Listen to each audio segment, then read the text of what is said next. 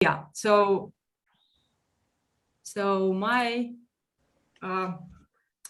my relationship with Pavlovka Gallery is special because unlike Jeff, I've been doing pinhole photography for not that long time. Well, now it seems already long, but I think I started around 2015. And at the beginning, I was shy and not knowing what I'm doing and not really participating in anything. And also, I think that over these last years, there has like the amount of things, events happening increased a lot. So back then there wasn't that many things happening. So, and I participated in one exhibition in Minsk with my pictures, which was a great thing to me that I didn't expect. And then after that, one day, Yulia sent me a message inviting me to participate in Pavlovka Gallery, Pinhole Fest. And I think this was probably the first one too in 2017. So I just sent picture and then I looked the picture of how it was and it was great. And then next year I sent another one. And then we were talking with Yulia about some organizational things. And then she told me, oh, but why won't you come here? And it was really like 2 days before the opening. And I was sitting in Minsk and she was in Kiev, and it's not very far away, but at the same time, not exactly close to. And I was thinking, this is weird. Like I need to decide, or I go tomorrow or I don't do it because this is a bit crazy. But then I thought, well, life is short, so we should do something interesting. So I went there next day.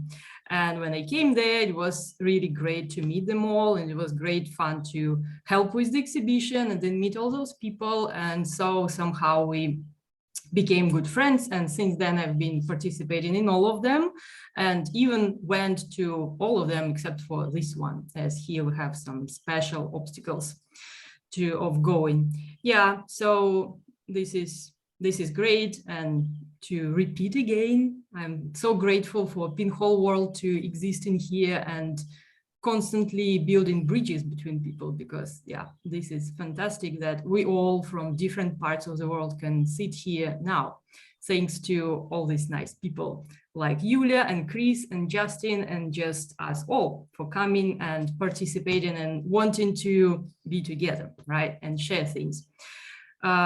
Yeah, so talking about cross worlds, this is, yeah, cross worlds are exactly about that, about building bridges and merging realities in something new, which is the great thing about human relations in general. And yeah, in the end, somehow we made this experimental thing about double exposures with solar graphs, and it became such a nice metaphor of what are we doing here, all of us.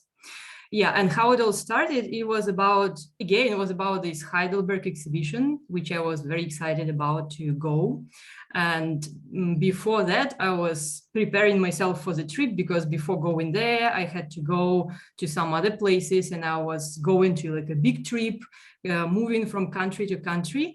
And I was thinking, what could I do interesting with my pinhole cameras and something during this trip? And then suddenly I got the idea, because like at those moments I was kind of starting to make solar graphs and was excited about that. So I thought, what new can I make with the solar graphs? And then I thought, well, what if I take the camera and I will make double exposures, making this camera travel with me, and every place I stop, I'll put a camera and make solar exposure for whatever amount of days I stay there, and then we'll see what will happen. So this was like the beginning of this crossword thing. And yeah, then I did it, but then the result was a bit different from what I expected to.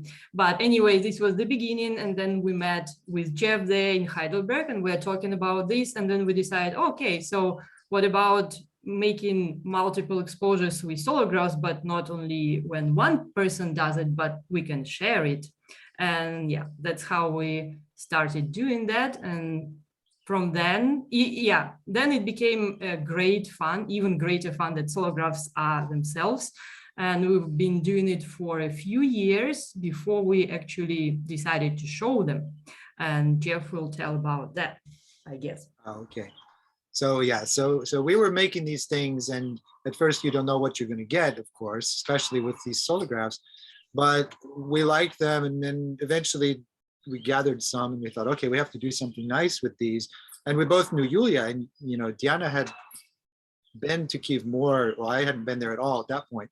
So we decided maybe we should show them there for the first time. And so I guess we do have some special connection with Pavlovka Fest, because there, they gave us a big space and we put up some of these pictures, and that was the first time they were ever shown anywhere. And so, of course, since then we still keep making them, so many.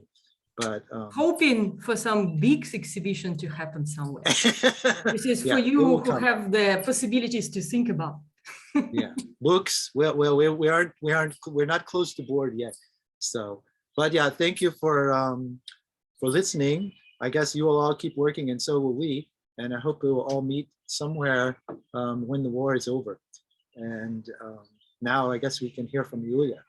Yeah, I was going to say, Yulia, yeah, this is for you. So, tell us about how you encountered pinhole photography, and the floor is yours.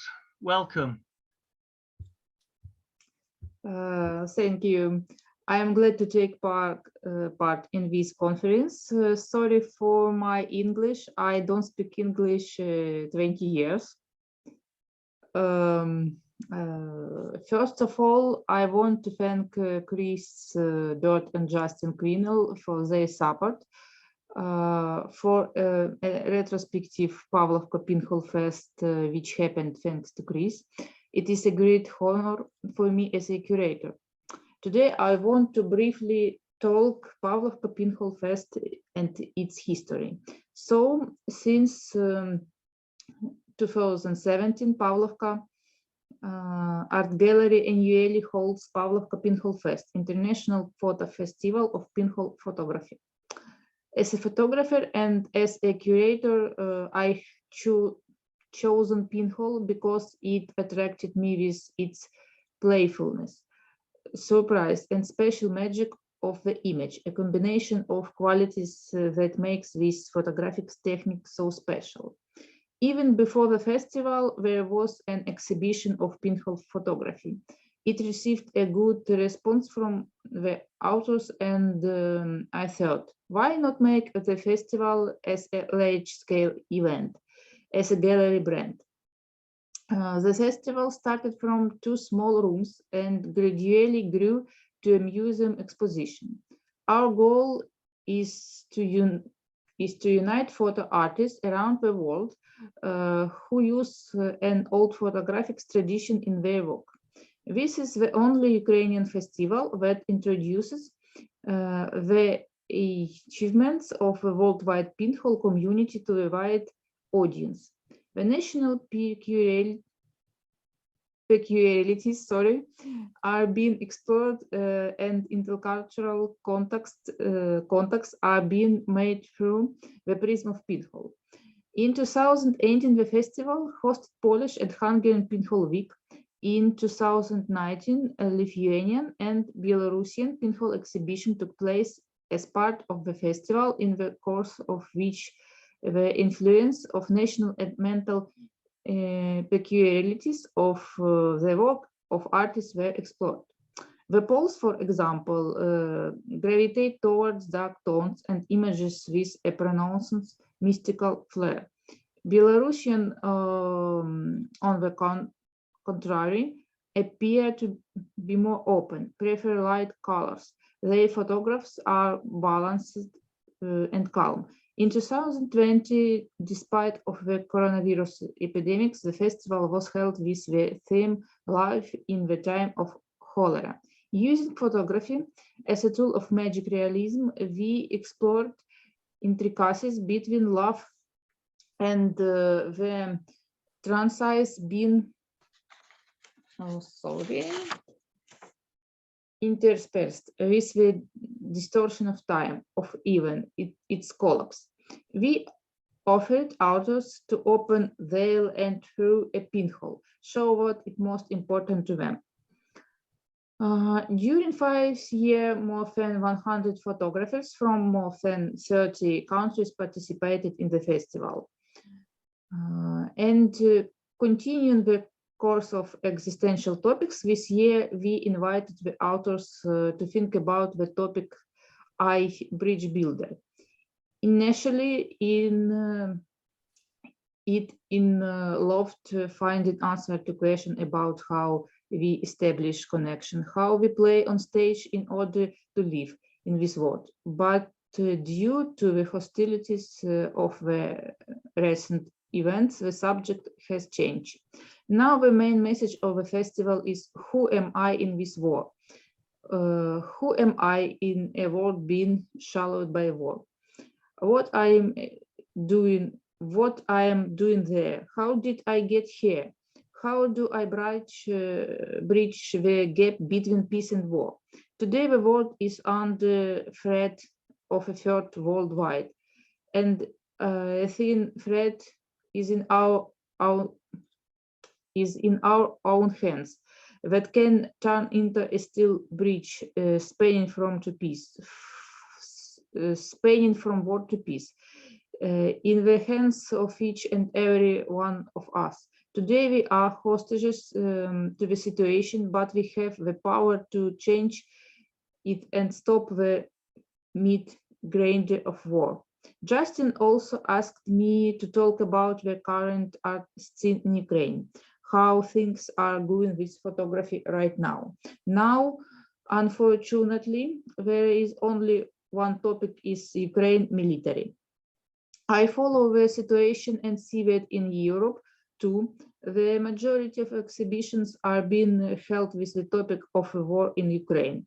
It's the current war situation where we find ourselves. Photographers face particular problems on their way to creativity.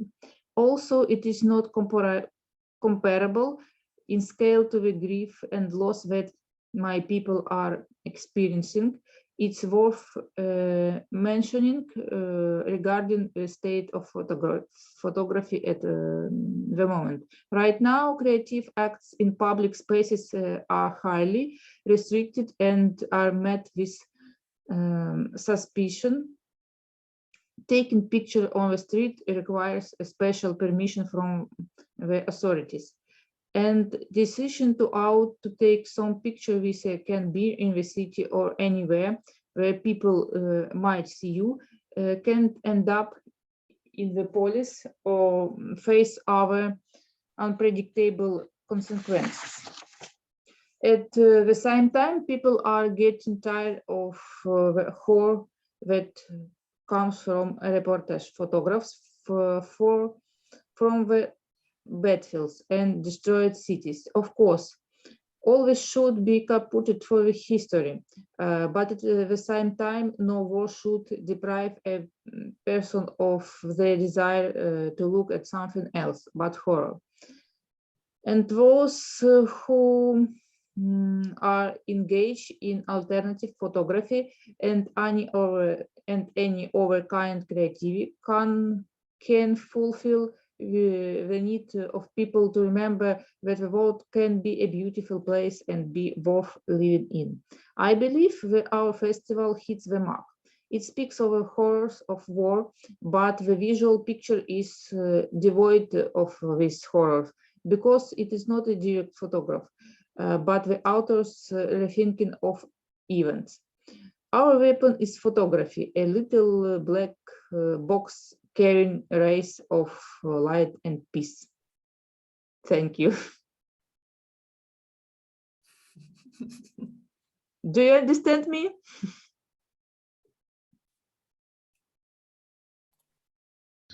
We do, Julia. I wish we could all be there. We will get there. We will all come and celebrate your festival in the future. You know, and also with, you know, wherever. It's fantastic you're here. And just to remind people, to let other people know, especially that there's a fundraising page, and please do sort of wave that to people as well. Thank you very much. Hang on, we have another person, Adrian, is coming in. Okay, I've got a little bit of a chat, which is my little bit, I suppose, before we go into the joy of everyone else. And I just wanted to do a very quick little bit of a resume on a history of pinhole photography, just because like there's loads and there's just some very special people who I want to sort of say thank you to. They might be here, I don't know, but I'm going to have a go at that, just for hopefully only be about 6 or 7 minutes, but knowing me, it might be like Fidel Castro and carry on for 9 hours. I don't know. So if Ruth can help me with sharing screens. Just find it and then click on it. There you go. Find it and then click on it. Oh, okay, here we go. How do I, well, so I just on, aren't I? I don't know. You don't know. Hang on. Just- I'm trying to, so I don't need to, I do need to share screen, don't you I? do. You need to find it there. There and we then go. Click on share. See, thank heavens you're here, Ruth. Pinhole photographers, who would have them, eh? Eh? Slideshow. Come on, you can do it. From beginning. Okay, a little bit. Short history of the whole world. Well, it's not that short, but still. Pinhole photography, in case there's anybody who doesn't know, is just basically taking pictures through a hole rather than a lens, which, because light travels in a straight line. The history of it goes back well before people were actually writing about it. And this is, I think, Peter Stork's picture, David Stork's picture, crossing your hands during an eclipse, which I really love because I've done this, we've all done this. David Stork, there we go. And during an eclipse you can, and we'll come back to that because it's not long. There's a really fantastic eclipse. Why isn't it moving to the next slide then? Why is something happening? Ruth, I don't know. help me, Ruth. I Help! can't help you with Help! that. Hey, we have. There we are. So 400 BC was the earliest time that people wrote about light traveling in the same way as arrows being fired, and that's a Chinese guy called Mozi. From there, we have Aristotle, who basically went and did an image through a square hole.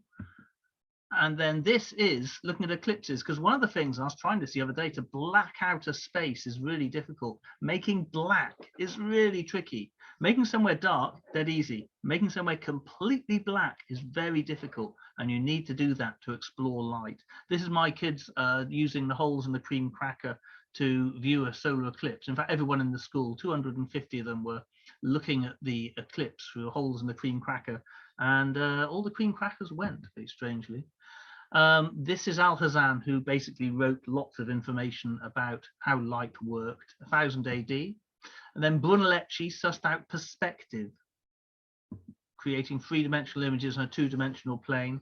And we have the anamorph, which is on the ambassadors by Holbein. And this as well, which is just done with tape. And I don't know much about this, which is a shame because it's lovely. It's not actually there. You can walk through this, and it's actually tape on the wall, on the floor, on the ceiling, and it's an anamorphic image, and it just really plays with perspective and one-point perspective, which I love. Now, lenses, as we all know, if we were supposed to use lenses, then space would be full of glass rather than a vacuum. We all know that lenses should be banned. In the same way as anybody over 50 shouldn't be allowed near a mobile phone, that's what I reckon. But playing with obscuras, either with or without a lens, is it's full of wonder, and it's too good a thing and too pure a thing to sort of ignore.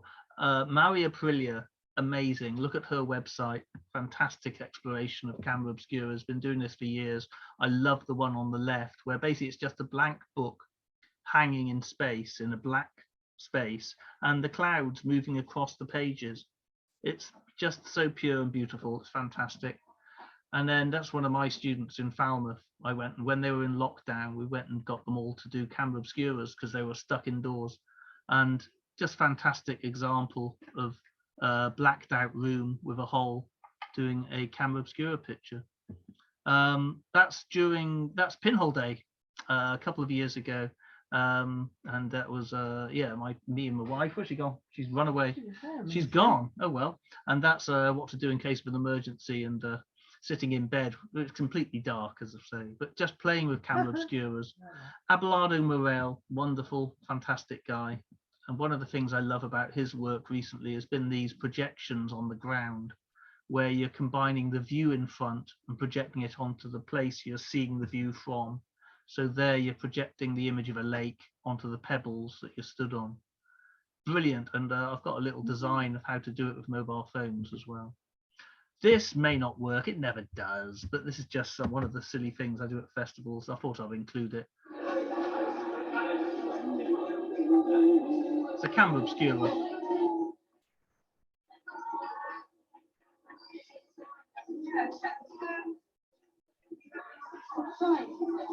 It's kind of weird, isn't it? The fastest live TV in the universe. Yeah. Try and change channels. Go on, try and change channels. Go on, change channels. Go on, change channels. It doesn't work. But like, it's worth giving it a go. Go on, press things. Just hope. Yeah, it doesn't work at all. Never mind. Oh, I love it. Sorry, festival season soon. More confusing of people, which is good. There are some things I'm very proud with Britain. I'm not very proud about it. This is one reason I'm not proud of Britain. Morris dancing. I mean, I'm sorry, but I don't know.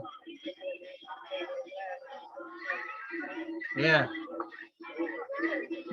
A country that gave you the Clash, we also have that. Anyway, so light, silver goes dark when light hits it. Humphrey Davy, Thomas Wedgwood, they started experimenting with light sensitive materials. They couldn't fix them in any way. That was in Bristol, by the way. And then Nice von Niepce sussed it out how to create images in France. Louis-Jacques Monde de Guerre refined the process, announced it to the world.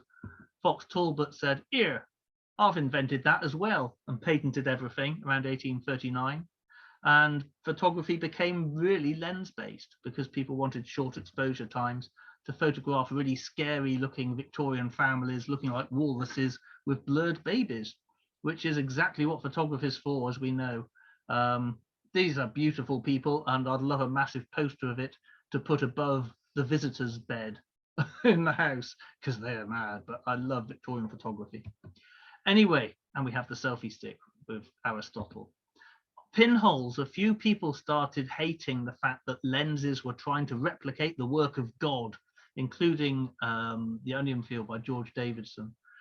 So a few people started doing pinhole, and Flinders Petrie, an archaeologist, and they worked as well as a lot of the lenses at the time.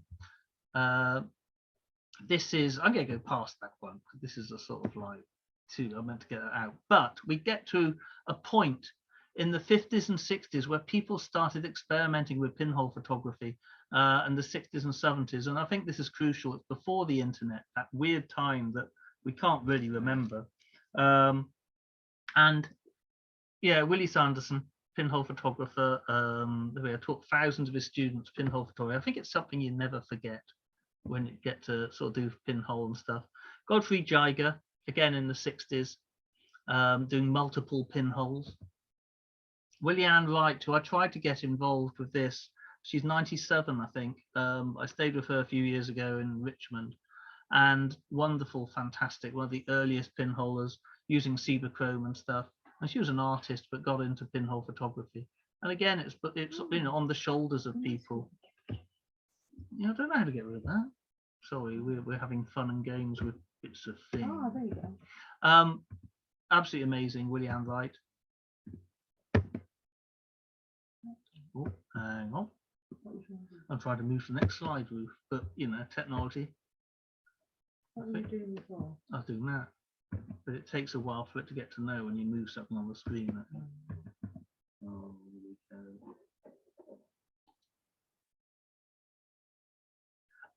Oh, there we go. Paolo Ghioli died this year, and Paolo Ghioli is amazing. This is just some of his stuff. Absolutely superb. I believe he was a sundial maker as well, but there's some traffic cone things. He's the one who first started using cream crackers. Bread roll cameras. All of this is just going to it's just moving to the left of this 5 foot off the ground, 3 kittens in the basket. All the stuff that pinhole photography isn't, he just embraced it. He had a lot of good friends who encouraged him, rather than people he knew who just laid into him and told him he should be spending money and stuff. Paolo Ghioli and Larry Bullis taking photographs of a camel through the eye of a needle. Again, very early. And it's a lot of this is being bothered. There's one I'm going to show you in a minute, which really epitomizes being bothered and doing stuff, actually creating. And we all know that, like, you can go into a different world when you create and when you make. You can just, I remember the lockdown stuff we had, you know, and it felt so good to make stuff. Obviously, Eric Renner, who was basically, I was writing a book on pinhole photography, and his came out, and I just chucked mine away. It just blew everyone away. It still is, and will always be the, you know, greatest book on pinhole photography. And his work as well is superb. And Nancy was potentially going to join us as well, but there we go. Marcus Kaiser photographing the Berlin Wall being knocked down, using the wall as a pinhole camera, doing one picture looking east and one picture looking west. It's that journey in your mind, that viewfinder being inside your head, which is critical. That's one thing about pinhole photography, which isn't really mentioned as much, is the fact there's no viewfinder. I think that's really critical. More and more, I just believe that no viewfinder means that, yeah, you got to think. Andrew Kemp, who did, he's from Bath, and he got a Turner Prize for doing pinhole photography and things like washing machines and stuff, setting them on certain times and things. Caroline Bry, I experienced this myself at the Arnolfini in a completely dark room. She's a Scottish artist, and you stand in there behind the photographic paper. You don't realize it, and after a few minutes, your eyes become accustomed, and there's this soft image of somebody on the back of the paper, the Turing machine. Again, Bill Whitliff we lost a couple of years ago. Amazing photography, amazing pinhole photographs. Absolutely, like one of my favorite books I've got down here. And then Greg as well. Again, I met Greg, but his Pinhole Visions website, every month he'd give out you'd get sent or emailed a list of exhibitions, a list of interesting photographs, things that people have said, comments, different bits and pieces, very early on in the internet. And it was all to do with giving and spreading the word and building bridges. And that was so special. And yeah, a few of Greg's things. Moon setting over Jockey's Ridge. This really simple stuff. That's a very early one of his. Jane always dreaded flying home. It's just fun. You know, there's some of him sticking cameras onto lawnmowers and things. And that's one of his cameras that do long exposures in building sites. So yeah, there's a lot of play, but that's not a bad word. Maybe too short a word for a lot of art galleries to cope with, but like, it's cool. And yeah, that one, I'll leave that one. He died a few years ago with cancer and stuff. And that's him being operated on, but the actual machine looks like doves. Thank you, Greg. Do look at his stuff. Greg Kemp. Walter Crump's anamorphic pictures, the earliest anamorphic photograph of a bridge. I think it's must be New York. Don't know much about some of these people, I got to say, but beautiful cameras. And that's a thing I was saying before, like Jeff was saying about cameras and people saying about, you know, music. Sorry, Chris was saying about cameras, making your own. That's another world, isn't it? Ben Conrad, the pinhole suit. Now, why this didn't catch on, I have no idea. You know, I think that this should be sort of, you know, we should all, when we go to the Pavlovka festival in Kiev, we should all make our own pinhole suits, especially for the opening. Yeah, fantastic. It's being bothered. And the way they did the exposure was they basically, in the dark or in a red light, put loads of photographic paper in all the cameras, and then they covered him with a big tarpaulin, and then switched the lights on, took the tarpaulin off, and then threw the tarpaulin back on again. Brilliant. Dye, we got Dye in a minute, one of Dye's book cameras.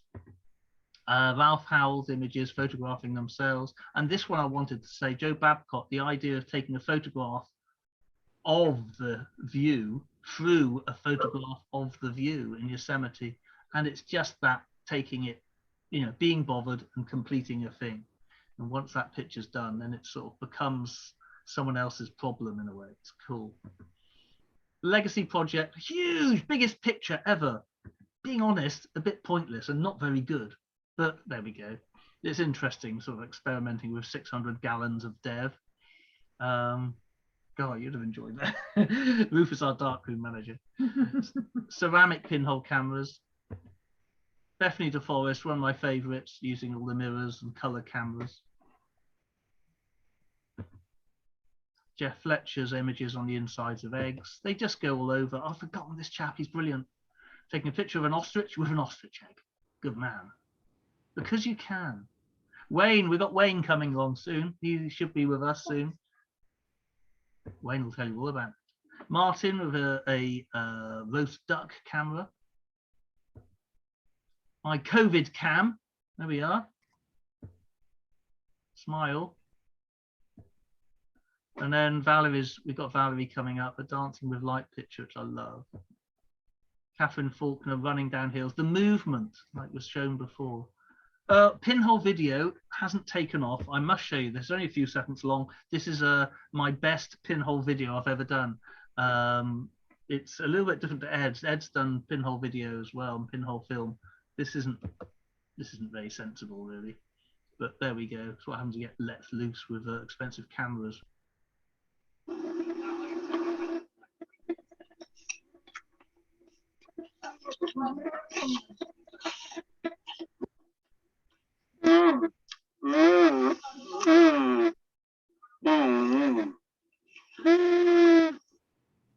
Good, enough of that.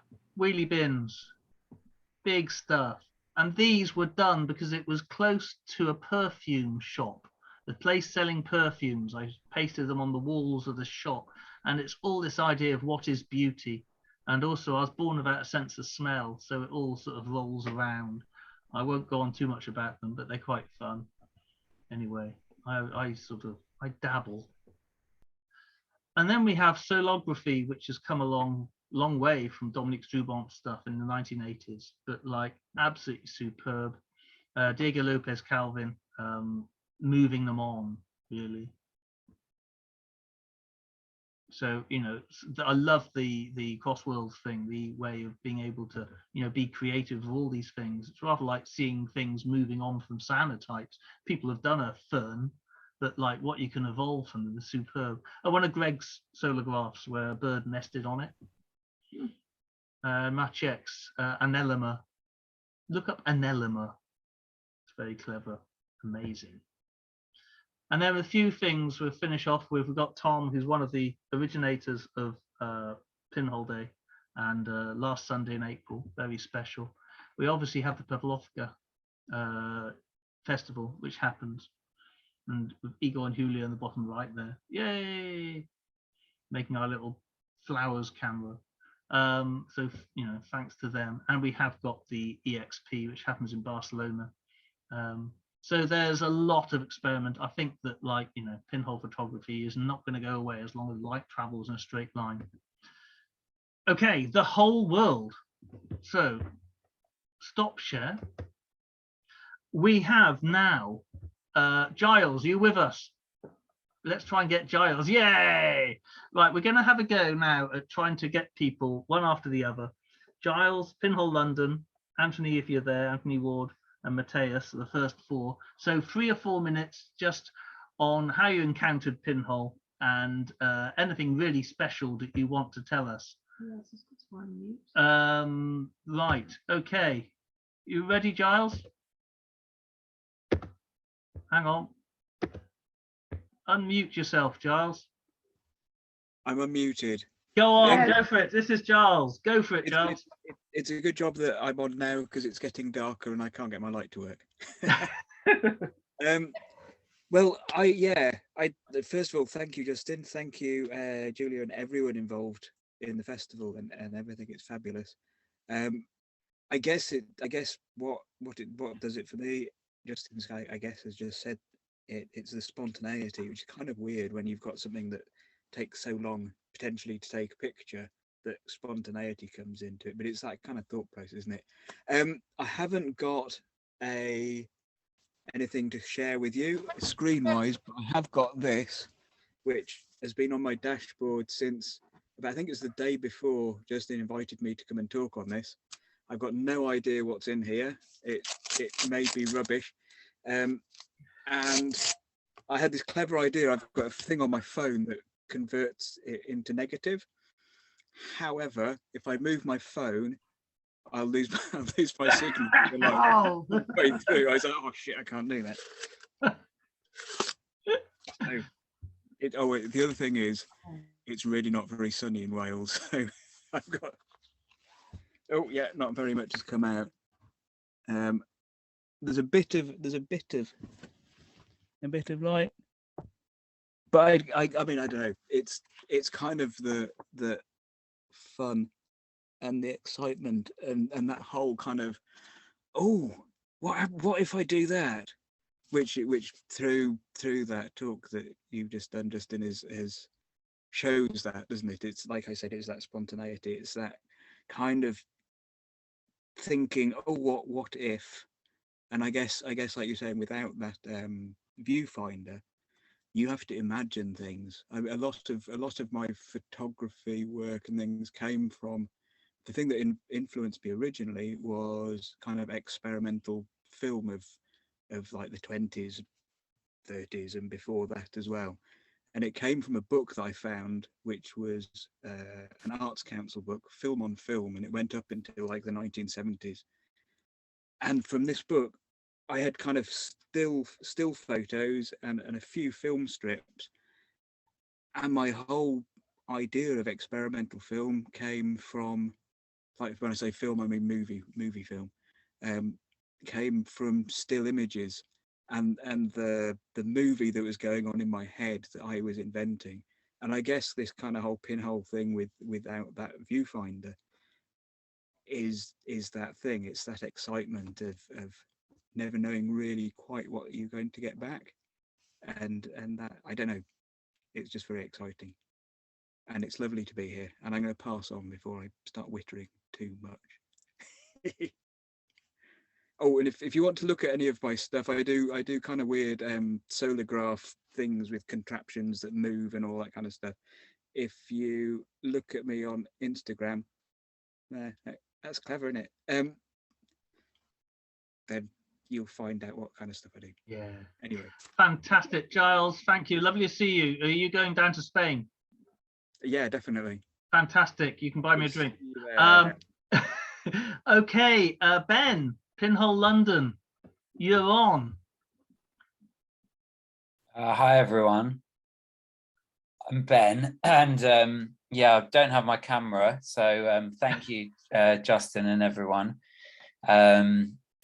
Yeah, so I'd like to talk to you about the project that we run in London. I've just sent a link in the chat to our Instagram page, which is Pinhole London, and we're based in London, UK, and we run free creative workshops, events and exhibitions, and that's been going for about 2 years now.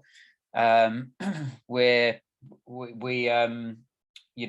don't only do pinhole photography, but all of the workshops are creative workshops, and lots of them are analog photography. And my fascination personally with pinhole photography is I guess kind of how the project came about, and also through a residency with a collective in Béziers called Nabucodonosor, and I was there in 2018, and we turned a cellar into a dark room and did many photos with people passing by, and showed the public how to develop photos, and we used the public space, and everyone was amazed. I mean, it was 100% success rate of engagement. Okay, really 100%. I've been working in education as an artist for 20 years. Pinhole photography is something which amazes everyone, and we all know why. So it's extremely special because all ages, all walks of life, there's such a direct process, and you're in control of everything. And like Justin was saying before about, you know, it's your view. There's no viewfinder. Yeah, it is really extraordinary for everyone, and yeah, it's really wonderful to be able to you know, enable community participation in art through something which is like really accessible. And I actually think that lots and lots of art workshops and things which are happening are not for the masses of people, and pinhole photography and developing photos really is. And you know, it's not new, but everyone who does it is amazed by it. Okay, thank you, Ben. Look, I will get to London one day, honest. Anthony, Thank you, Justin. Okay, I don't know if we've got Anthony. Is Anthony here? Anthony Ward? I don't think we have. In which case, Matthias, we leave this weird place with a queen that's incredibly old. That's happening this weekend. Don't even go there. Matthias, we go to Germany. Well, no, you don't go to Germany. I know. You go to New York City. So hi to everybody, and thanks a lot, first of all, to Justin and Chris to organize this, but even more to Julia to make this festival happen in these circumstances. I wish all the best, and that there's a free and peaceful future coming up very soon. So I don't have any image to share. I'm not in these sharing Zoom things so fit, very analog here. But I want to talk about two things. One is the bridge builder. The theme is a wonderful theme for the festival, because it's the same thing for me when I do pinhole photography and I go to festivals. I meet a lot of people, and pinhole photography is building the bridges to people which I don't share often any language. I go to festivals in Poland or France without knowing the language, but there's a deep understanding between these people and me, because I think we have the same view on this wonderful planet, although we have different languages. But the common language is pinhole photography, and all the photographers I knew so far, they are on one hand very creative. On the other hand, they are very open to fail and to learn from the failures, or even to do. They are also very patient persons. So it's easy to connect, and it's wonderful that we have this connection going on here with the Bridge Builder fundraising event today. And one work I want to talk about, which is also a worldwide thing going on, is my COVID project. Justin also was taking place in this, and others who have participated in Pavlovka now and will take part in the speech today, which is the pinhole planet proximity project. Because when the pandemic started, I had scheduled a nice vacation at the beach, which did not happen, obviously, and I was pushed just for 4 weeks into my studio and I don't want it to be frightened, I don't want it to be scared, and I don't want it to be unhappy that way. So I developed a project building small cameras which could be sent out with a simple mail, and making half an exposure of me at my place and inviting pinhole friends from all over the world to participate and to make the second part of the exposure at their place. So they could sit down at my living room and I could sit down in their kitchen or studio or wherever they are locked down. And it was wonderful that first of all, so many people wanted to participate from Japan, Hi, Edwin. So to Argentina, from Canada to Poland, from Ukraine, including to Finland and wherever. And so, whilst I was in the lockdown, all these wonderful mails came back with exposed cameras. Some failed, some worked fine out, and now we got them mostly connected, still waiting for the last ones, but there's the patience, no problem on this. And having them also on the walls from time to time. We had them in Poland in the festival of OFO, the festival where I had the chance to meet Julia, where I had the chance to meet a lot of people, and finally also Justin himself. And I had them hanging in Berlin, and they will be part of the next wonderful exhibition in Heidelberg in September. So if you have the chance to come to Heidelberg in September to Markus Kessler's exhibition, go there. And if you have walls and are interested in this project somewhere in the world, let's talk about it, because it's a worldwide project. So this is the Pinhole Planet Proximity Project, and latest work was just on my contribution to Pavlovka Festival. I was choosing here in New York City a special bridge, like it's a bridge builder, after a very harsh time when there were fires endlessly, and they built a new bridge which brought water and life back. And since then, there's prosperous life in Manhattan. So I hope this bridge is be built for Ukraine very soon and brings back all the good. Okay, so far my. Fantastic, Matthias. No, it was lovely during the lockdown to actually sort of like share your kitchen with you, or I think you shared my kitchen with me. I can't remember, but that was great fun. And it, like, a lot of things can be special at times when they need to be, which is really good.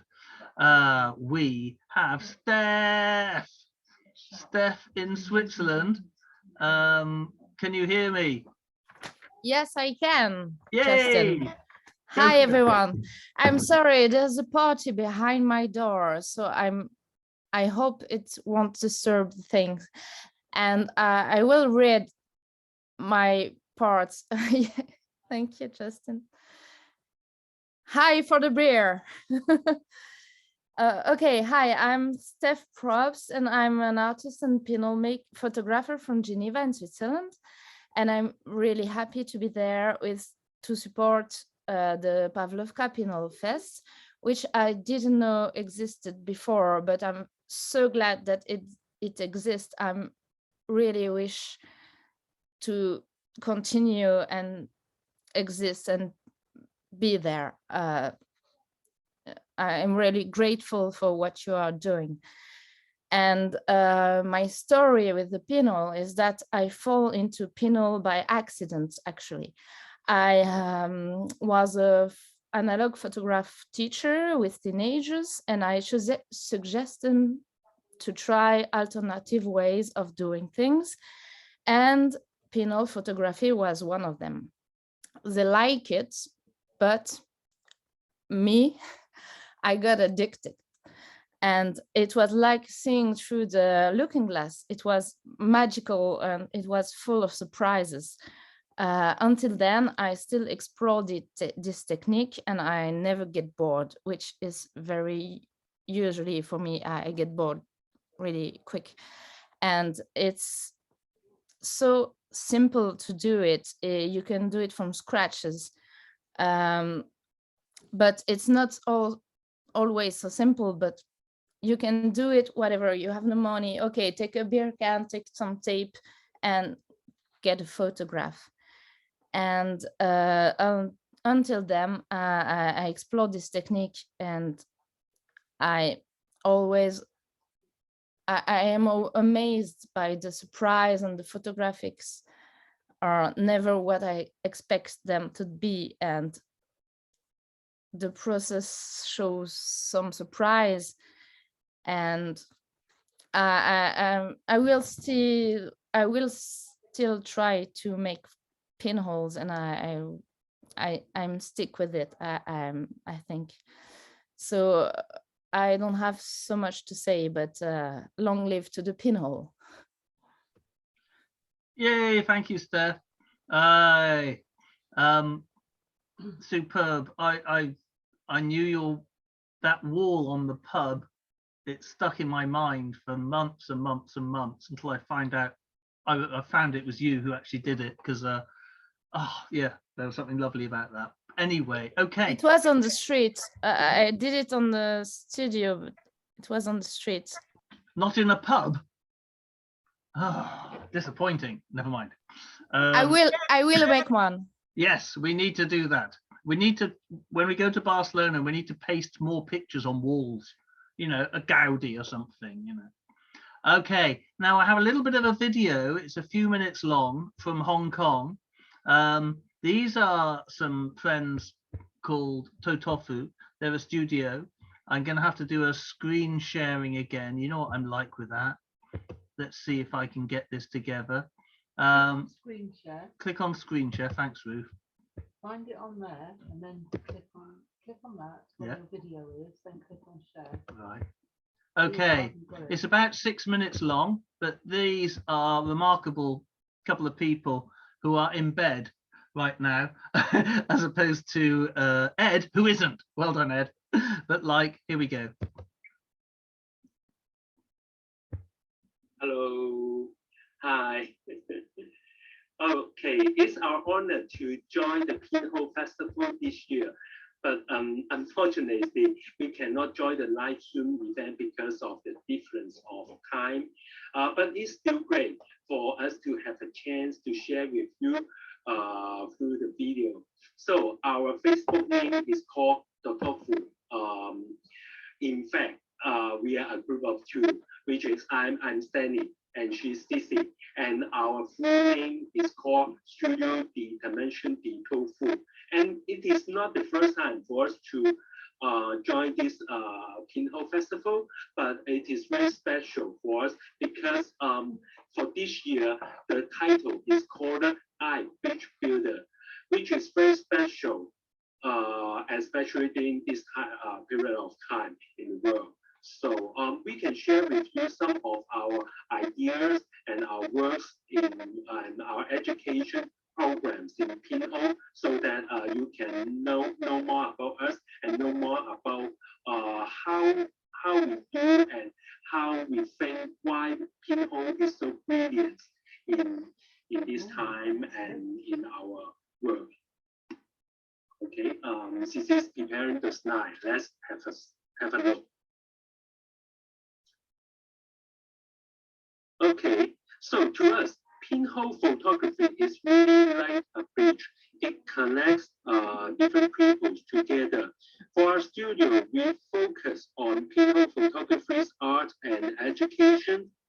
We teach kids, teenagers, and community in our workshop. We would like to share how amazing of pinhole photography with people, because today many people just think of photography or taking photo is just use a digital camera or just use their Samsung or iPhone.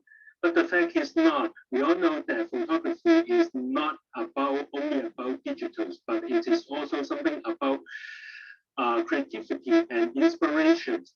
We teach the skill like the camera obscura or some basic optical theory to our students, and teach them how to make a camera and how to take a photo and develop a photo from nothing to something. And just let them know about photography is more than digital, but the most important thing of photography is about their mind, how to take a photo, how to appreciate light and shadows, and connecting them with the environment and the people around them. So you can have a look with our workshop and also our students' work.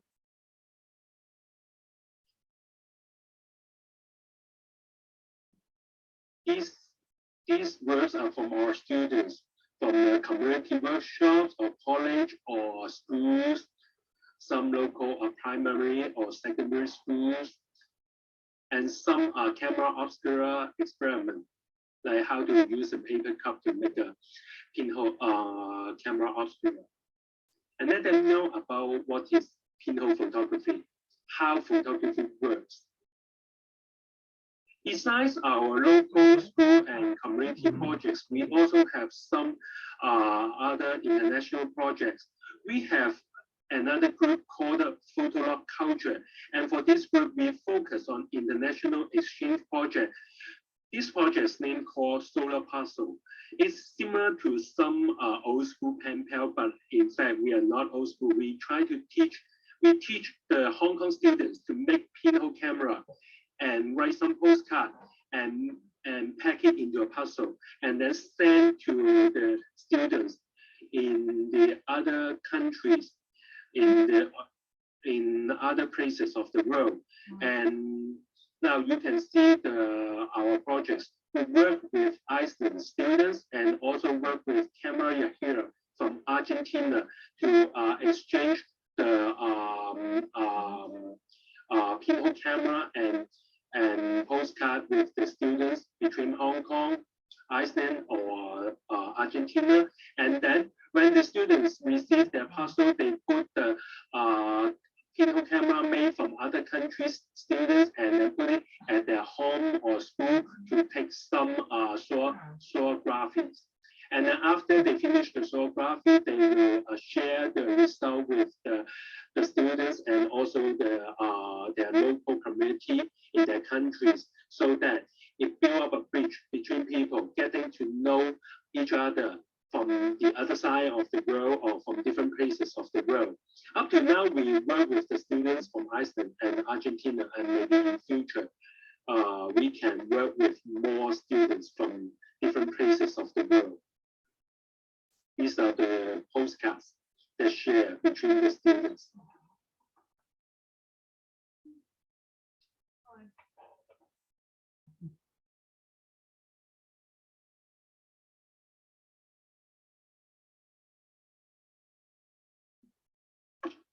So, soography through the pinhole camera exchange and the postcard exchange itself is a kind of like a bridge, like some connection between the people from different places of the world. And like the Pinhole Festival, that in this special time in the world, we just use the pinhole as just like a bridge to connect people from different places of the world. We united together through pinhole photography, and we share our work and make the world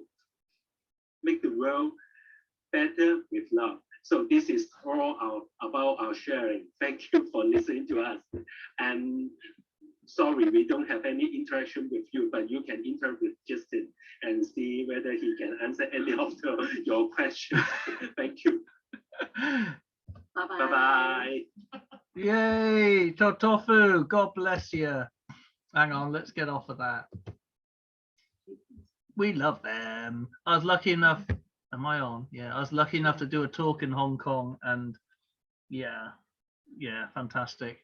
Okay, I'm not going to answer any questions because that's too tricky. We have Ed. Ed, are you still with us?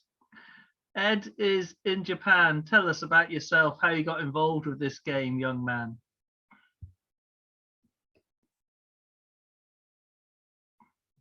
Okay, can you hear me? We can, go for it. Okay, so again, thank you for inviting me. It's lovely to see the exhibition, which was amazing. And I've been to Poland, Lithuania, Belarus, Russia, Hungary, Barcelona. So I've been to a lot of these places. I know a lot of the photographers in pinhole photographers I've met in Poland, Hungary, Lithuania, etc. So it's a pleasure to be here today and be sharing from, obviously, I'm located in Japan. I'm sitting in my gallery at my home. I live on the Boso Peninsula in the countryside outside of, it's about 2 hours southeast of Tokyo. So like many people here, I could talk, as Justin Sensei suggested, I wrote down my speech so I wouldn't go over time, but then I made a bunch of notes on it. Oh, I should have said this, I should have said that. So anyway, like many here, that I suspect, at least the elder generation that's here, I discovered Pinhole in the 1970s during my photography class. And I was attracted to the simplicity of Pinhole compared to learning about all the rules for f-stops and depth of field and all this other technical stuff that they would try to teach you. So it was really, Pinhole was they only taught it for about a week, but it really caught my interest. I rediscovered Pinhole as an artistic medium in 1993, when at the time I was burned out on regular photography after a year of constant bookmaking projects where I was using really heavy and expensive, costly lens cameras for these book projects. I needed something new to try, something to get my creative juices flowing. And I saw an article about pinhole photography in Camera and Darkroom magazine. And there was a pinhole article about pinhole. I said, oh yeah, that was fun. I should give that a go. And I went and bought a paper box and made myself a camera and got back into it. I enjoy pinhole photography because of the way it allows me to tune into the moment. These are moments that are much longer and more meaningful than a fraction of a second that a normal camera would give you. I believe that the pinhole camera is actually giving us a normal and natural way of viewing things. We don't, and a natural perspective of time. We don't watch the ocean in a 15th or a 30th or a 60th of a second. We look at the ocean and we look at a tree in nature and we stand there for at least 15 seconds maybe you're there for 5, 10, 15 minutes. That's the time when you're making the exposure. So while keeping the shutter open for 15 seconds or multiple minutes, I become one with the seascape or the sacred tree. If I make a portrait of someone or even a portrait of a stone statue, it could be in Europe, it could be in Japan, a Buddha statue, whatever.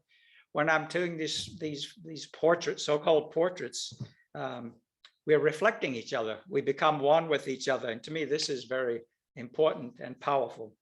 So pinhole, to put it very basically, pinhole has the power to unite us with our subjects. And all of us being here today is proof of that. Pinhole has the power to unite us with our subjects on a much deeper level than other forms of photography, in my opinion.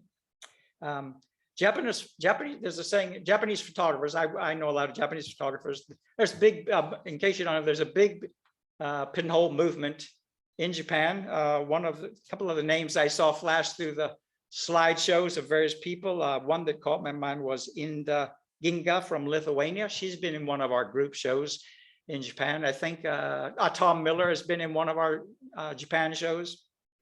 So the Japanese photographers, there's a saying called, when you take a picture, you say, shata o kiru, which literally means you cut the shutter. You cut the shutter. You know, it's really a sharp, something that happens in an instant. And let us remember that as pinhole photographers, what we are doing is we are opening the shutter. And in my script, open is in all capital letters. And I tell this to Japanese people, open the shutter. And they always think that's, you know, in Japanese, we say, cut the shutter. And you say, open the shutter. They find that so amazing or unusual or such a strange way of looking at it. But so we open the shutter, we let the light in, and through our photos, we have the chance to share our light. And I would say that's the main goal of what I do. I would give a disclaimer. My work is not as far out and as experimental as most of what we've been seeing today. Almost makes me embarrassed because my work is really traditional. I come from a traditional background of being a photographer, professional photographer. And so that's the way I work with, you know, film and tripods and the whole thing. But I have been doing, as Justin mentioned, it is possible to do pinhole movies. I recommend you look at some of my websites. I do my pinhole movies in black and white. It's completely different from still photography, but I encourage you to have a look and take time to try it yourself. It's digital. It's not done on film, but it's a combination of high tech and low tech. So thank you for inviting me. I hope to visit Poland and Lithuania, Belarus. I've been to Belarus as well, and I hope to get back to that part of the world before too long. All my best to Ukraine and all my friends in the area. And thanks again to Justin and Real Photography Company and Aberdeen Gallery for getting us all together. Thank you, Ed. Fantastic. Thank you very much indeed as well for showing us the ability of being able to get up, because like that's beyond the call of duty. Thank you, Ed. We now have Jenny. Where are you? Yes, I'm from little old New Zealand. The bottom of the planet. Chrissy's here. Chrissy's just Chrissy's oh, hi, Chrissy. Yes. Oh, good to see you again. Okay. Yes. Yeah. Oh, well, yes, pinhole. Well, Justin is partly responsible for my kind of obsession with pinhole. I was kind of quite happy. Well, I wasn't that happy, but sort of doing large format photography and stuff. And I saw an international pinhole exhibition in Auckland, and along with a lot of really amazing images were Justin's images of cameras and inside people's mouths looking out. And it was just so incredibly crazy. I thought, oh my God, I'm going to just throw away my other cameras and get into this. It's so playful and surreal. And yeah, it was just like photography on steroids. And I guess I'll just talk about another photographer there who inspired me in the same way. His name is Darren Glass, and he made his cameras as well. And he made this quite huge lumpy camera, which he called Icky Thump. And he covered the outside of it with loads and loads and loads of pinholes. And on the inside of the camera, he wrapped 120 film round and rounds facing out. And Auckland has we're basically a city of dormant volcanoes. And he took this camera to the top of our most scenic volcano, Mount Eden, and rolled it down into the crater. And the camera just took it basically bumped and bounced, and the sun sort of bumped and bounced in a long dancing line as well. And I just thought it's so incredible, sort of thinking of something like that. It's not about kind of just taking a still image anymore. The camera is acting with the environment, and you're sort of seeing what the camera sees. And so, yes, I was completely hooked after that. And yes, what really got me about it, it's sort of not just visual, but making cameras, it's so tactile, and you're thinking about how these boxes act with light in them. And the camera making thing became a lot of what it was about for me. I like making cameras out of objects I find discarded, or things I'm kind of looking for that think, oh yes, that could make a good camera.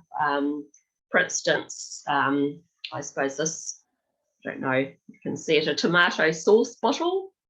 And if you kind of open up the lid, but there's a big kind of handle. I don't know if I can show it, but the handle actually isn't in the pinhole photograph, because pinhole inverts everything. The handle is on the outside of the image, I guess. So it photographs the same thing twice, but from a slightly different angle, and the handle kind of frames it, which I really love. And then after a while, my family started kind of bringing me presents of things. Like my son bought me a tomato storer. Again, it's a red camera, so it doesn't kind of shine the light through, but the shutter is the little, the sepal. So then you just take off your sepal thing and you take your photo of the sky or something. And my brother, I was taking lots of photographs with beer cans, and he found this lovely huge 2-litre beer can to photograph with. So you can, a Sahi beer, you can take a 8x10 photo inside this. So it's a wonderful large format camera. I suppose my most kind of, the recent one I've done is a wasp nest camera.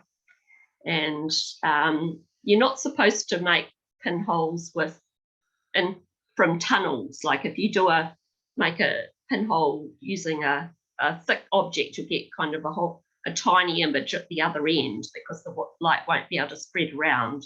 I thought, well, what happens if I just go with that and just poke a whole lot of pinholes into this wasp's nest?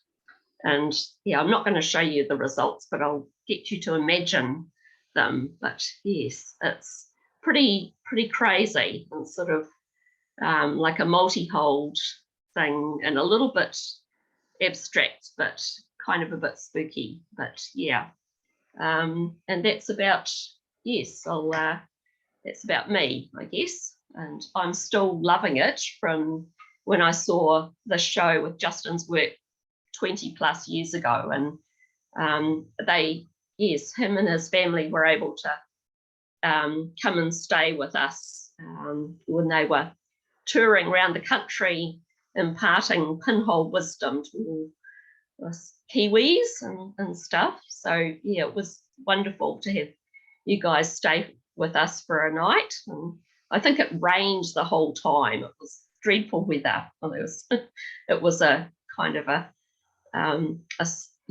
it was great. I really enjoyed it. Thank you. Thanks, Jenny.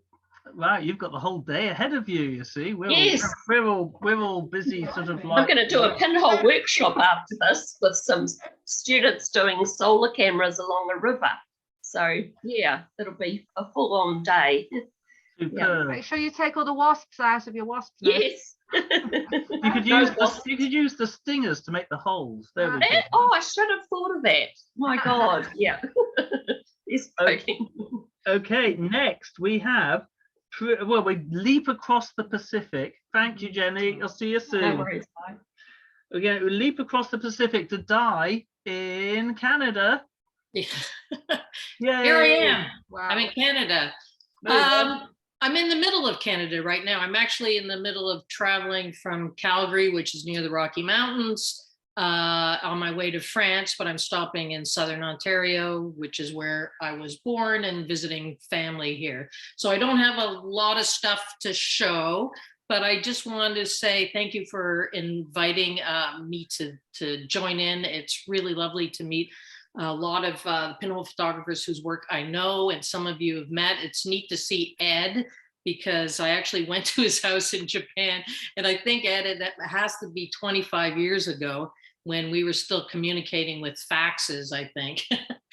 And no, it's it's amazing. More power to Julia for just putting on this festival despite everything that's happening in that country.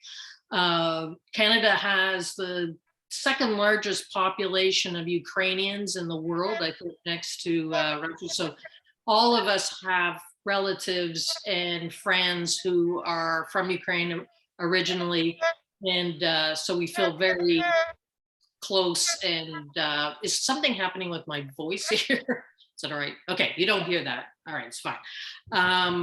So yes, just thank you for going ahead and putting on the festival.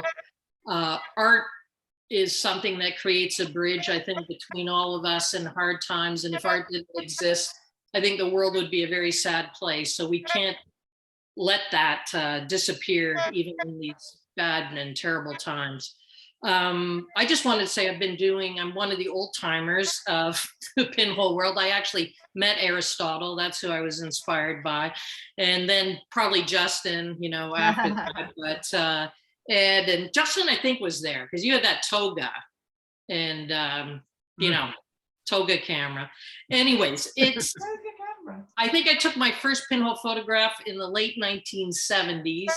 I had an epiphany and I have never stopped. And it is something that is amazing. I think a lot of what Ed had to say about, I've always felt it was a truer, you could create a truer image of the world with a pinhole camera because of its long duration of time. You know, I kind of hated the tyranny of the lens camera and the decisive moment, you know, against it. You know, I think people take too many photographs. So anything that slows you down and helps you experience your surroundings, the people you're photographing or the world around you is a terrific thing. So I think all of us have been hooked on it for that. Also just that the camera becomes part of the performance of making a photo. And, you know, a lot of us I came from a sculpture background. So making different cameras, I started out with a one-hole one and then a stereoscopic one. And if you look at my website, I've done ones with, you know, hundreds and hundreds of holes, Galaxy cameras.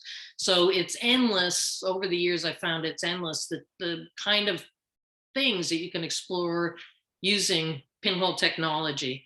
I guess just the last thing I want to say is one of the last big shows I did was called the Sleeping Green, No Man's Land 100 Years Later. It's just the book from it. And in this series of photographs, I explored the landscape of World War I 100 years later. So in 2014, I went to Flanders Fields, Vimy Ridge, Ypres, you know, all these places where 100 years ago, it was the Sleeping Green. It was muddy fields there, you know, the horrors of war were in action, but 100 years later, you don't see it. And I think just the idea that we, you know, with pinhole cameras often create ghosts, you know, to go to a landscape that's so full of ghosts and to photograph there was a, you know, heart-wrenching project. What I hope for in Ukraine is that you don't have to wait 100 years for it to be green again. And I feel like I'm going to get emotional, but I'm really wishing you guys the best. It's just such a terrible time. And if there's anything we can do, you know, I think all of us are here for you. So thank you again for inviting me. Thank you, Di. We'll hopefully see you soon, yeah? Yeah. Yay. Superb. Right, we have Amigos Oaxaca. Let me find you. Hola. Hola. Hey, Maria. Hi. Hi, everyone. I hope that you understand me because Justin told me that he wanted to be in Spanish, but now he changed all the rules. Okay. Well, my greetings. My name is Maria Luisa. I am from Oaxaca, Mexico. I would like to thank Justin for the invitation and thank you for all being here. I do pinhole photography for most of my artwork after my first experience with it. I took my first workshop related to this kind of photography in 2005. And since I've continued learning about the technique by myself, and I have also had the privilege of taking workshops and working with great masters of the technique, such as Carlos Jurado, Eric Renner, Nancy Spencer, Justin Kindle, to mention a few. However, it was until 2009 that I started to celebrate the Pinhole Day in Oaxaca, I found with Citlali Gonzalez, Oaxaca Stenopeica, which is an event that happens annually and recognizes the art of making pinhole image. 2009 was the year I started sharing my knowledge about it through workshops around the country and internationally. I decided to specialize in the technique so I could offer those aspects of the image making to people interested in pinhole photography that wants to learn more than just taking pictures. One of my main interests is to create cameras and studying it about how you can control the sharpness of the photograph, the exposure times, and the format of the pictures. That was my introduction. Thank you, everybody. Thank you. You do brilliant work there. Yeah. Well, first, thank you, Justin. And I must apologize for my English. I'm Citlali Gonzalez. I live in Jalapa, Veracruz. I work in the Instituto de Artes Plásticas de la Universidad Veracruzana from Mexico.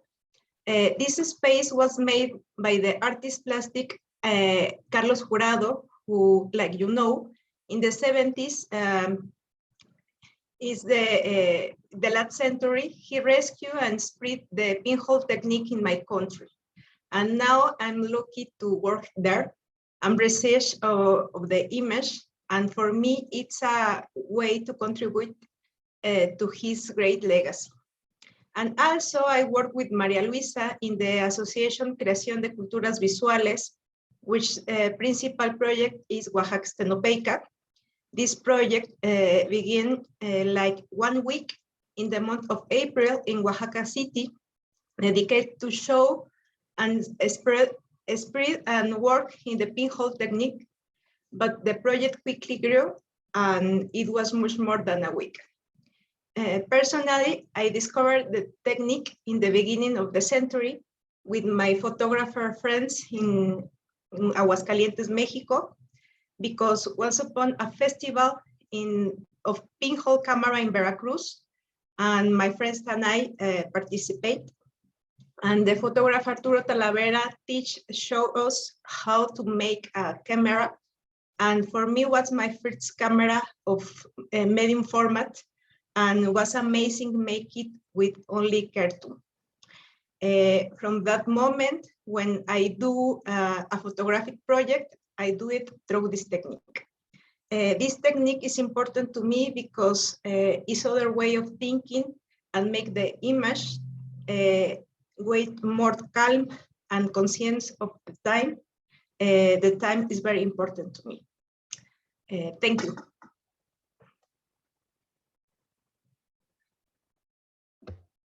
Thank you, Zidali. Thank you. Oh, superb. No, you do a brilliant job there. It's really good. And one day we will get to Mexico. I am determined we get to Mexico. Because it sounds fantastic.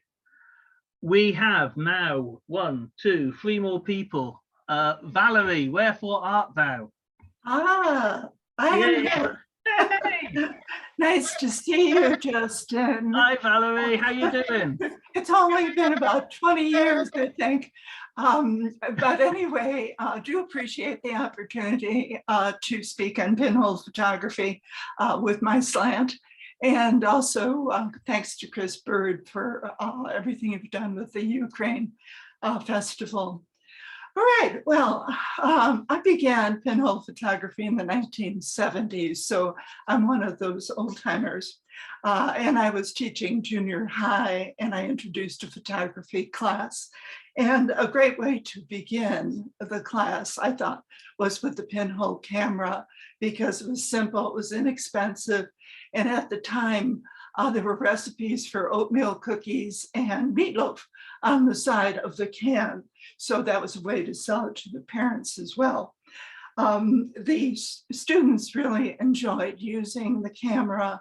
They enjoyed, in a pragmatic way, discovering angles of view, exposure times, subject to camera distance.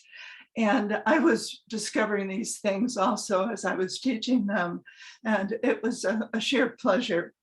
And I also, at the time, was going to grad school and at the University of Illinois in the States.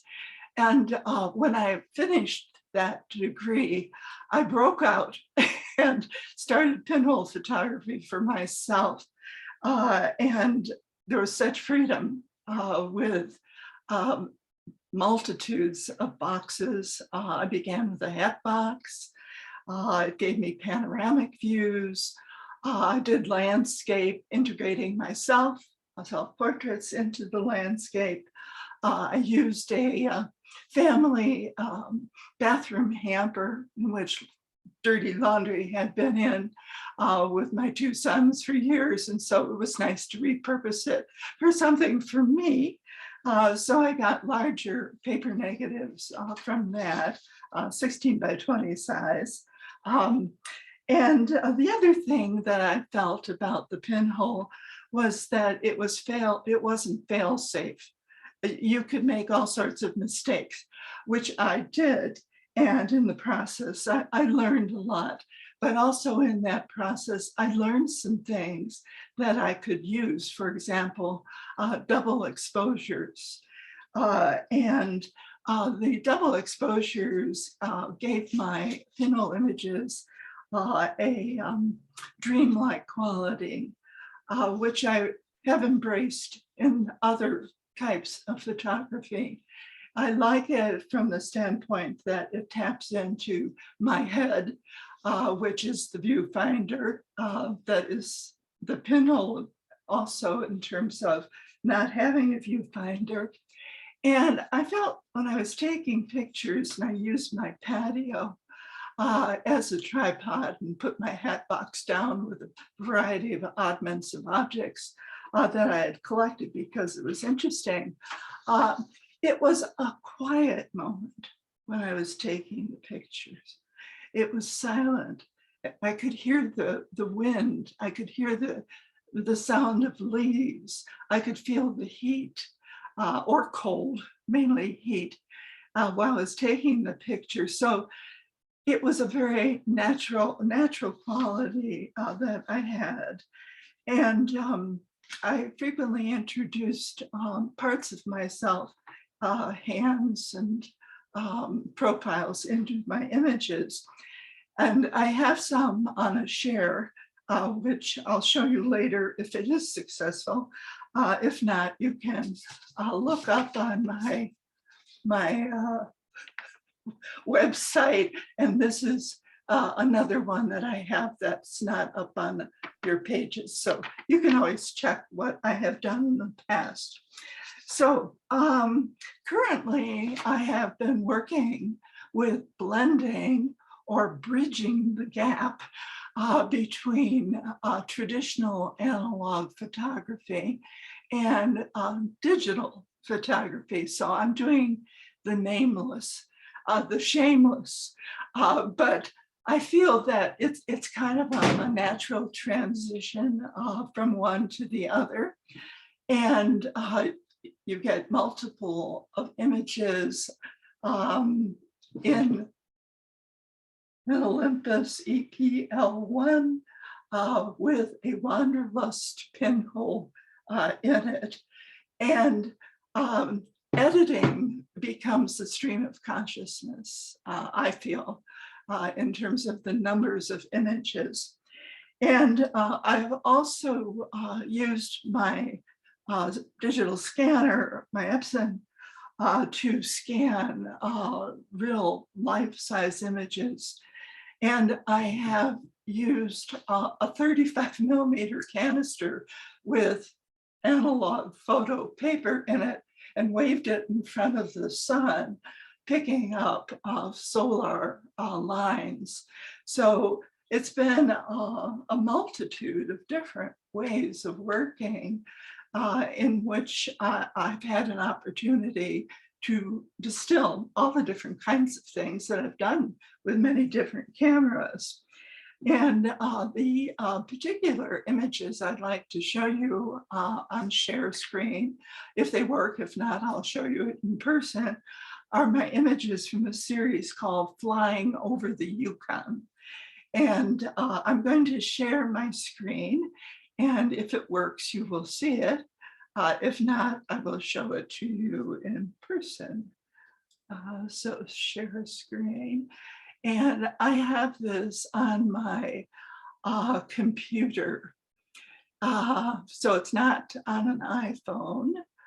How do we go about doing that? Files, maybe. Let's try files. Let's try. It's not PowerPoint. Ruth, are you still there? Ruth is here. Yeah, I have a Mac. I have a Mac. Click on share OS, screen. and I have nice seeing you. I have a file called Pinhole Zoom that's on my deck. And how can I access that to show some images? Get your cursor and go down to the bottom of your Zoom window. Take your cursor down to the bottom of your Zoom window, and you'll see a little green thing called share screen. Yeah, I've got share. Click on share screen. Yeah. You should see an image of your own computer. Okay, let me drop back a little bit here. I don't want to take up too much time. Okay, share screen I have, but then what comes up is basic advanced files. So do I drop my my Pinhole Zoom file into it? No, you should have your, whatever it is you want to show. Yeah. You should have it open on your desktop behind your Zoom window. Then when you go to share screen, you'll see everything that's on your desktop, and then you click on the thing you want to show, and then you click on share. And then it pops into the Zoom window. Okay. Well, can you find your green button that says share? I have the green. Have you clicked on that? I have. And have you got the window there that you want to share? No, because you need to open that behind your Zoom screen. Okay, let's see. I don't know if I can do this or not. I guess it's not going to happen. Is it on basic? It's not on advanced, no. Whatever, when you click on share screen, whatever's on your computer behind the Zoom window will be visible to you, not to anyone else. Okay. Not visible to anyone else until you click on share. Okay. All right. Let's try this then. Yes? Yes. Oh, okay. All right. You've shared everything now. You need to open it. I should be able to get these images up. Do you see? Yes, there we are. Do. You see it. Okay. This is the combo that I was talking about. And I did use an aerographic film, it was a Kodak film, to take this image of the sun and the landscape, and use Japanese oriental papers as kind of a frame. And then I made a box. It may not stand out as a box. This is the box, the green part. Anyway, this was called Grass. And then here's another one of the images, and this was called Tree. And this was I used a paper negative in the 35mm canister for this image, and scanned a lacy type, I believe a Korean paper. And I think I must have done something with color in the background. This is where I get lost in the digital world. And then a similar box. So these are the ones that I considered doing find the gap or whatever it is. And here's another one. Do you see that? Yes, yes, we can. Okay, this was, I called it a lightning, a thunderstorm, and I had scanned in a piece of wood and some maple seeds, and that became a combination of pinhole and scanning. I had those images at the Visual Arts Museum in New York a number of years ago. There's more of them. And then just to give you an idea of where I began, I'll show you a couple of cameras. This is my bathroom hamper, pinhole camera, and my backyard, and many happy memories of things contained in there, of which was this image. All right, let's try this. Now I don't know why I'm not getting this. Okay, there we go. Okay, so I was using lawn ornaments, and shamelessly, I think this was Edred's picture, but I had a necklace on and my hand was behind a planter. Somebody thought I was coming out of a grave when they saw this image. Okay, so let's see, I'll show you one from my hat box. It's so nice to be able to do this and learn at the same time. All right, this is the hat box, please, image. And I loved Andy Warhol. So just the idea of the Wicked Witch of the West, or the Wicked Witch from the States. And so this gave me a really nice panoramic view. And I'll show you the image from this camera. And you ought to, kind of close your eyes if you're younger than 15.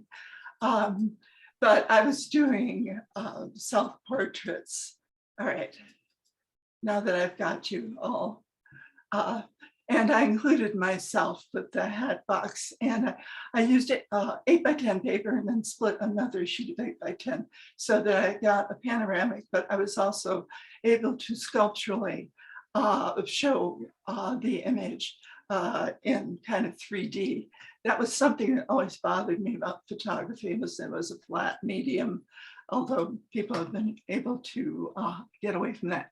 All right, what am I doing to this day? I'm going to be making a book of digital pinhole flowers. Stop me at any time because I'm narcissistic enough to go on forever. We've got a couple. We've give it a couple more minutes, Valerie. Then we need to. Yeah. Okay. That's just limber fine. up. All right. Let me. So this was an image that I made using a lithograph that I had created, and so that's legit. And then I had I took a digital pinhole picture of these poppies and I combined them. So I'm going to do a book of florals. And where shall I end on this? Well, maybe this image, and then we'll call it a day. So this was Cal Lily, and you can get very close with the camera and really enjoy using it. So I've done a couple of books for Blurb, and one is the Thin Man series. And let me just pop this up and then I'll be very quiet, promise. This is, the Thin Man is an ear cup. I hope you can hear me. Yes, and I carried him around on my travels in different places in the world. And so this became a travel log, but it became somebody listening in my ear, telling me what to do with Eve Klein or my hat with a rose on it. And so I'll stop there. I have a book on shells too, but you can find those things up on my site. And now I'll go back to, I guess, what do I do? To come back to you. Okay, I'll come back to participants, I guess. Now, can you see a little red button that says stop share? Up at the top, probably. You need to oh, you're wonderful. That's it. Well done. You're wonderful. Thank you so much for listening. Valerie, it's Welcome. absolute pleasure to have you, and you've really managed to sort of like get the digital into Pinhole. It's beautiful, some of those pictures. Yeah, It's lovely. really fantastic because, like, you know, there's a lot of things we sort of don't really like going towards, and you've really shown us what can happen. We have two more people. Can we? Who we got? Where we got? my Wayne. goodness. Wayne, are you there? I don't know. Have we I'm got here. Where are you? There you are, man. Hey. I'm under, what does it say? A prisoner in my own home. Excellent. And a good place for you. How are Yeah. you? How you I'm doing? good. I'm okay. I don't know if you saw, I was in a motorcycle wreck last month, or Yeah. broke bones in my back and but I'm feeling really good. Feeling kind of better than I have for many years. So maybe I needed a break, and Yeah. getting run over by a car was a good way to get a break. Come on. Tell us about you. Tell us about what's in your brain. Well, first of all, I want to thank you for putting this together. Camera festivals and art festivals are really, really important. So thank you. This is just badass. I loved listening to the other speakers and them talking about how, their connection to Pinhole, and how Pinhole, when they work with taking somebody's portrait, on how the camera becomes an object. It becomes something different. You're not a photographer there shoving a camera in somebody's face with, some expensive elite tool and trying to take something. You're actually participating with your person you're photographing, and it's a whole different plane. And I love that sense of connection that you get from Pinhole. And I just heard it through a lot of people's talks, and I thought that was great. A little bit about me. I'm a Pinhole photographer. I started in Los Angeles doing fine art installations and galleries, and I was working as a machinist. This was in the 80s and 90s. And the installations did okay, but it wasn't much of an income. So I had to keep on working as a machinist. And I was grateful for that, because I learned how to make absolutely anything out of titanium, aluminum, or any other alloys. And then while I was doing both those jobs at the same time, a good buddy of mine who's a car photographer, he does all the brochures for Mercedes and Nissan. And he has a studio that you could drive an 18-wheeler truck in, unload cars, and then do portraits of the cars, and then load it back in the truck. It's this enormous studio in Los Angeles. And he wanted to do have a special effect for one of the Mercedes brochures. And he had a Pinhole camera that he made out of foam core. And the thing just shook. He had no way to really anchor it. So I told him I'd make him a camera. And since I was a machinist, I machined it all out of aircraft aluminum. And it had this really great pressure plate system for the 4x5 film. The way I made it is the way I was trained from the person who trained me to be a machinist. He always trained me, the lead man, always trained me, if I'm going to make any tool, it needs to be part of me and part of the subject it's made for. So this camera that I made for my friend, it had bees crawling through keyholes in the side out of the aluminum. It had a Pablo Neruda poem etched in the top of the camera. And it just came out beautiful because I was a beekeeper. So that's why it had bees. And also the Pablo Neruda poem, I was reading a lot of Pablo Neruda at the time. So the camera was an extension of my own body and self. And it had a purpose, which was being a camera. So after that, I borrowed back the camera. He let me borrow it, and I learned how to do photography. Never owned a camera with a lens, ever. And just got into Pinhole photography after that, fell in love with the process, fell in love with analog printmaking, and that just kind of took off. After a few years of that, one of my galleries, it was a contemporary art gallery in Los Angeles, said, could I show these cameras? And I'm like, no, these are just my tools that I make. And, every tool I made, was made for the subject it was going to photograph. And so I went and had a show at this contemporary art gallery, and then LA Times Magazine did a cover story on it, a full page write-up, and then all of a sudden other galleries wanted to show, and then all of a sudden I had a career. So this year is my 25th year of this being my only full-time income, is pinhole photography. And it's been an amazing ride. This has been kind of cool too, because I don't know a lot of you, because generally I show in contemporary art galleries or museums, and I haven't really shown much in photography galleries, well, except for Etherton Gallery in Los Angeles, or here in Arizona, and Catherine Edelman in Chicago. But most of my stuff's in contemporary art settings, because I do these huge installations where the camera is part of the installation, and the photos the camera shot they surround the installation. But yeah, so I've been making, give you an idea of how I make cameras for subjects. Like one of my best friends was HIV positive. I made a camera with his blood in it. It circulates through the camera, then in front of the pinhole. And I photograph people with HIV and AIDS all over the world. And all of the photos are toned by the blood that is a big part of their life. So all the red tones, yellow tones, all tones you see are strictly from the blood that passes through and pumps through the camera. I have two cameras here I could show you guys. The first one was a project called Beauty of Decay. I've always been fascinated by how people put decay in a category as far as being bad and something we don't want.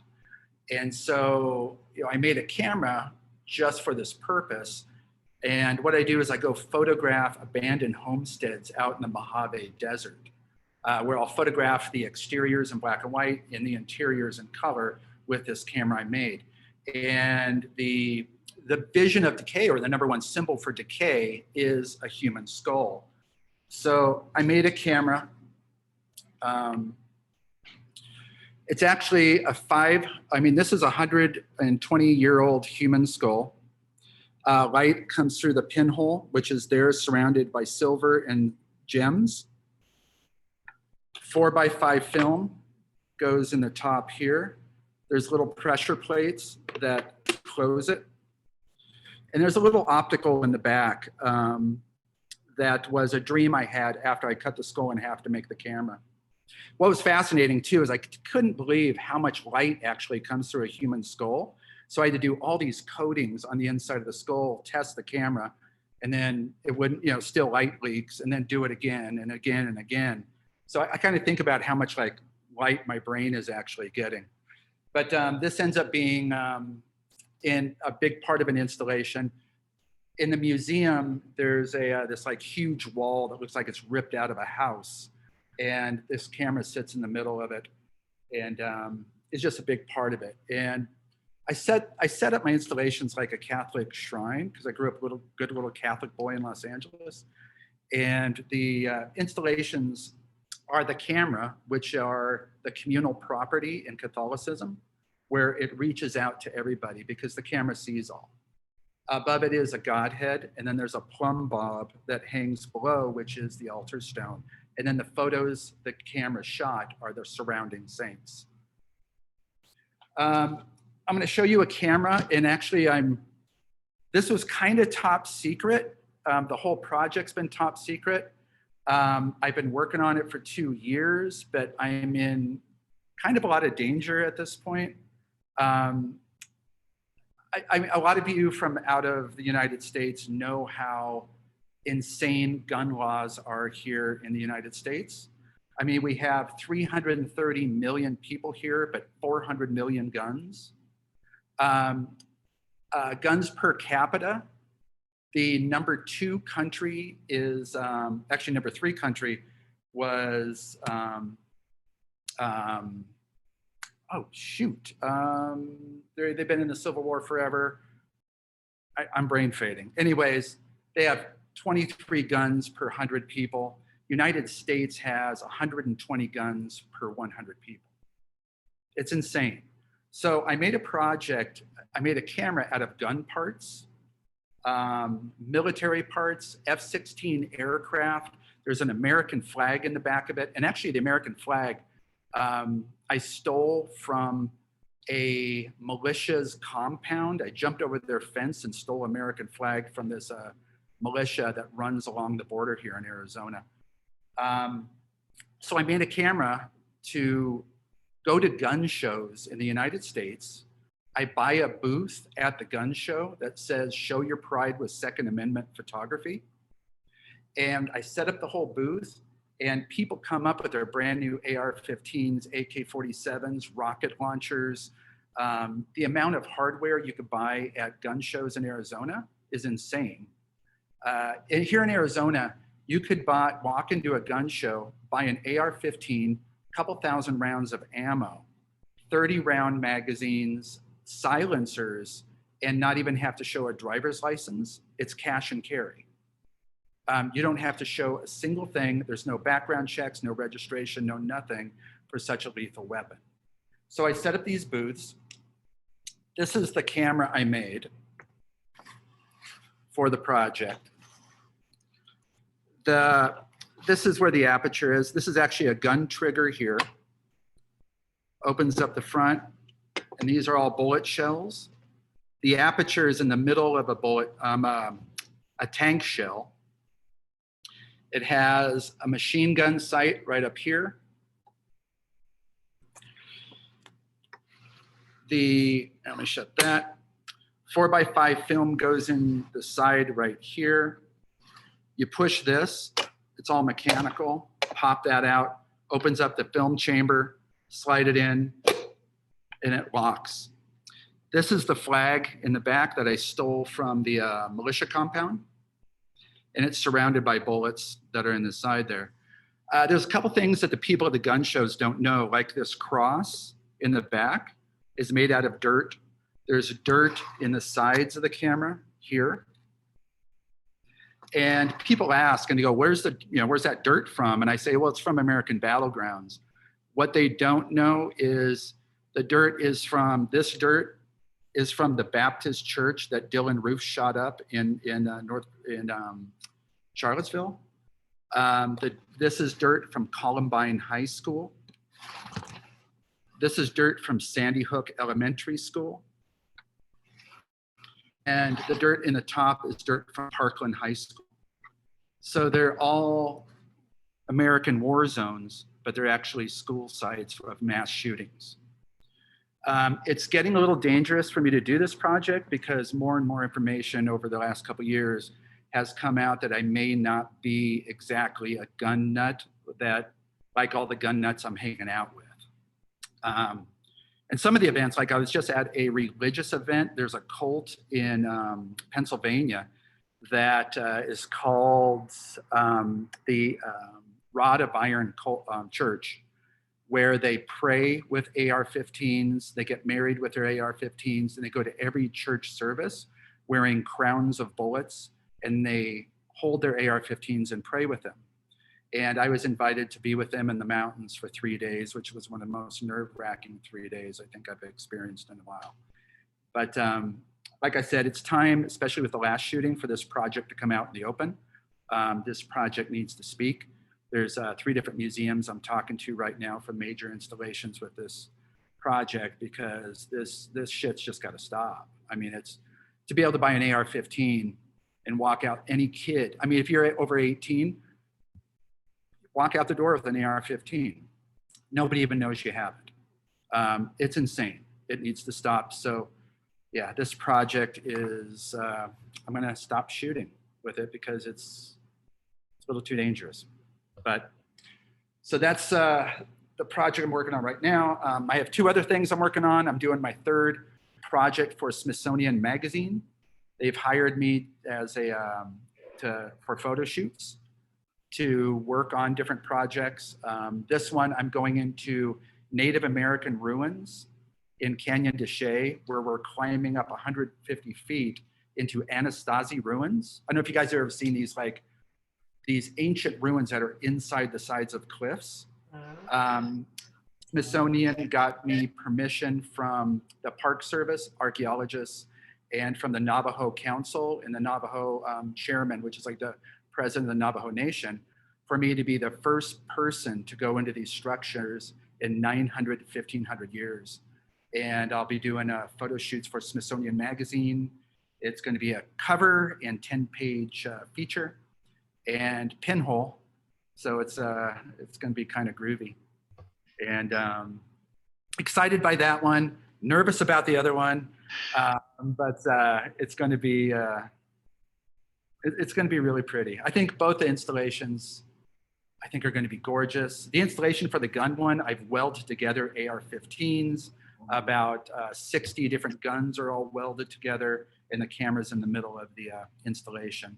And the photos I make are made out of about 40 8x10 sheets of gelatin silver paper, and they're 48 by 60-inch prints. Actually, one's back here. Wayne? Right? I don't know if you can see that, but yeah. I mean, sorry, I think you're fantastic. I'm very biased. It was about a year ago, maybe a year and a half, I tried desperately to stay up to go on a guided tour of your studio. And it was about 1 in the morning. And you had a book, which was made out of like metal gates. Yeah. It's Wow. actually like the steel from it is made out of sections of the US-American border wall.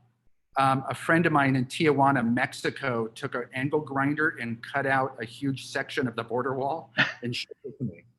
And so that's what the book is made out of.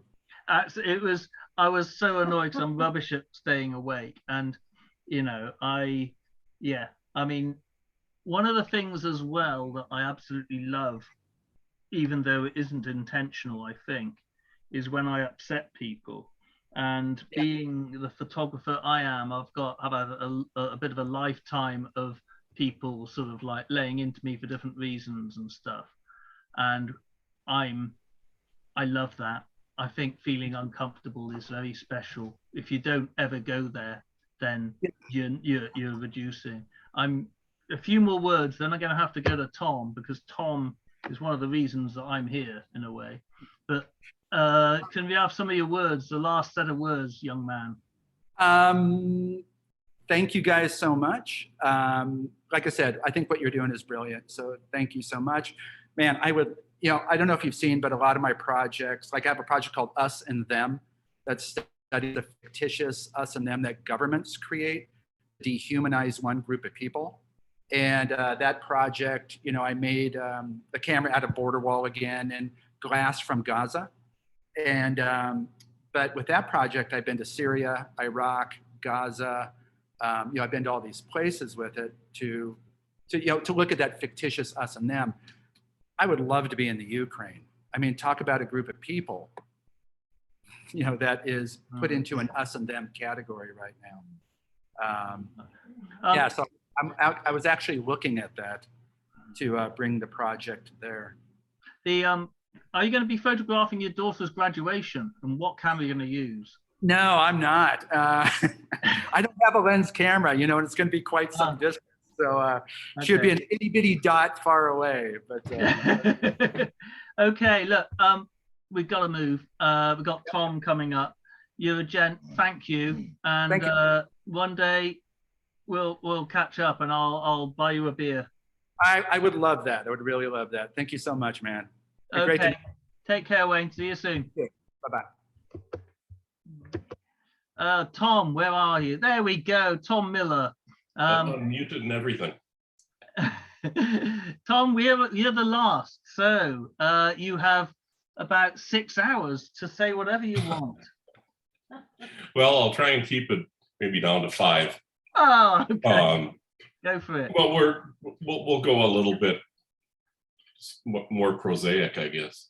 But before anything, I wanted to thank Chris, Justin, Mary, and Yulia for your part in making this event happen. I really appreciate it. Again, my name is Tom Miller. I'm talking right now from St. Paul, Minnesota in the United States. And I actually live directly across the street from the city of Minneapolis, which is even bigger. So I feel I can speak for the entire Twin Cities. For getting into pinhole photography, I actually never owned any kind of a camera until I was in my late 30s. And that, I'm dating myself, that was back in the 80s. So I began teaching myself with this 35mm camera, and I bought an introductory photo textbook on the discount rack at, I think at the Target store of all places. And it had a photo of Willie Ann Wright's Our Lady of the Nectarines. And I had never seen an image like that before in my life.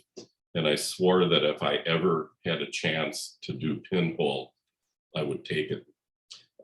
Then somehow I learned about Eric Renner's first edition of his pinhole book being published, so I pre-ordered a copy.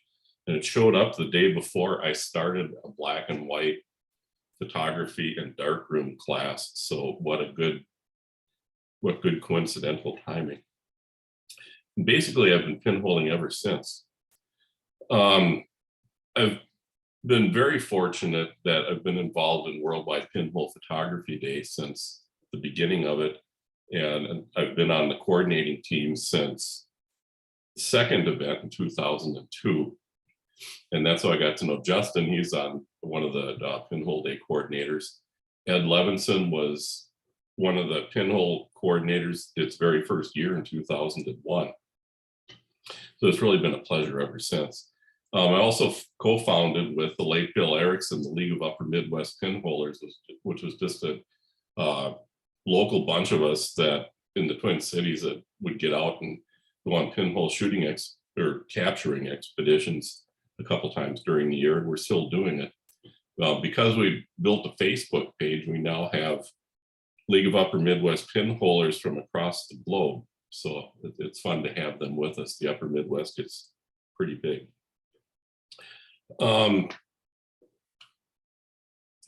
Why I like pinhole, I think that a lot of people have said the same things that I would be saying, but a couple of the points that I found important is the no viewfinder, and I think that helps pinhole photographers develop an intuition because it makes their mind work without any kind of symbolic thought process.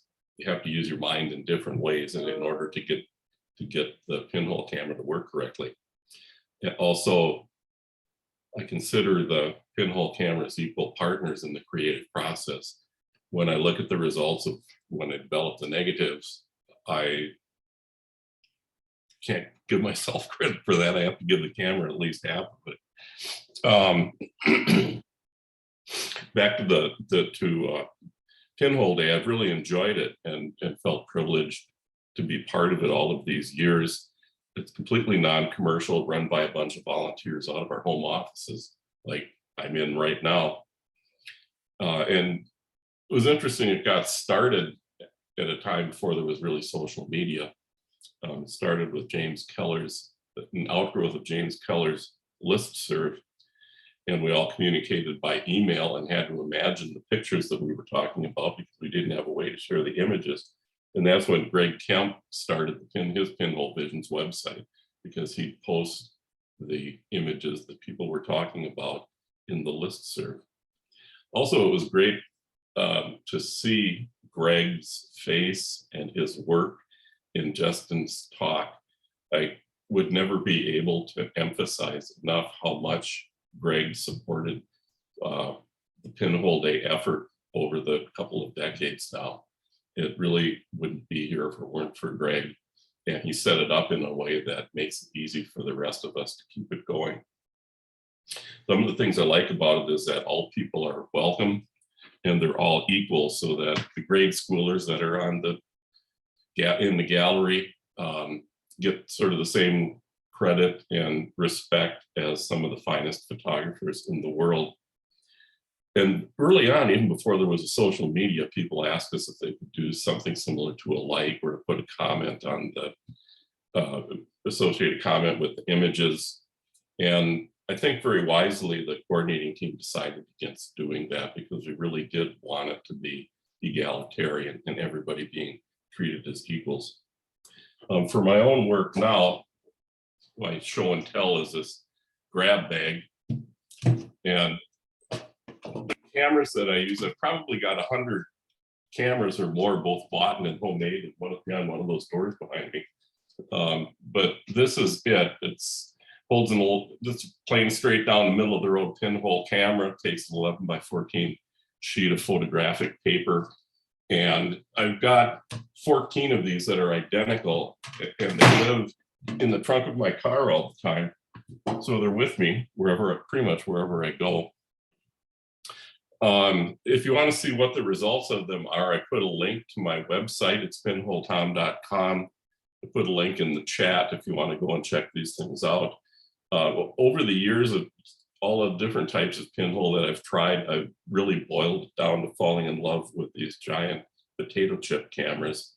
The subjects on my website, what I've worked with most of the last 4, 5, 6 years, has been a series on rivers and streams in the Twin Cities metro area, and also a series on township halls throughout the state of Minnesota.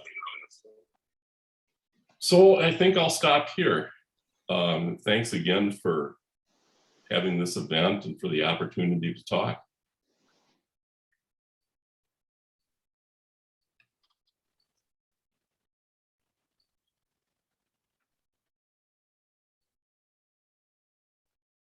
I'm not on mute, but Justin, I think you may be. I am. I'm on mute. I was muted. Thank you, Tom. I wanted to give a shout out to Tom and of course Greg as well. This is a t-shirt that Greg made us for the first year. So not only did he make the website, but he made t-shirts and sent them all around the world to France and Hong Kong and Japan. And I keep mine. 2001, I still have it. I don't know if you can see it or not, but I'm impressed. I keep it in the drawer and only bring it out for special occasions. Yay. You still fit into it. I don't fit into any of mine. I've heard people say they don't fit it anymore, but they still have the shirt. Yay. Right, we've got to a point where, in a way, I think we should round it up, because I got to do a workshop on the SS Great Britain tomorrow, which is an old ship in Bristol. But look, thank you. It's been incredibly special. I haven't been brilliant with tech. I've just heard that, like, I don't understand Eventbrite very well. So this has been recorded. I hope you don't mind. Send the recording. The recording could go to people if they want. I'm sorry there isn't more time for sort of generally all of us chatting. Maybe there's a way of being able to make this part of Pinhole Day where we can all sort of, like, you know, there can be a way of coming together, because I think that there's so many people out there who are doing such amazing stuff. And one of the problems of Instagram is you see amazing stuff and it's just such a flickery sort of thing. You don't really absorb, you know, who it is, where, why, and how, which is why, you know, images on walls are so special. But I'd like to thank you all incredibly. It's lovely to see you all. Julia, this is for you and for Ukraine. I really hope that, as I say, we can get you we can help in some way. And, you know, we will get to Ukraine, and, you know, God bless you all and stuff, really. Okay. I think we're gonna, I'm sure we have other things to say, but I'm going to sign off. Look, yeah, it's brilliant to see you all. Chris, thank you for all you've done. Thank you all around the world, the whole world, and let's do this again sometime. Yeah, it may not be locked down anymore, but there's reasons for doing it. So yeah, thank you loads. Okay. Thank you. Thank you. Thank you. Thank you, Justin. Oh, bye. Thank you from New York. Thanks. Thank you, Julia. Thank you.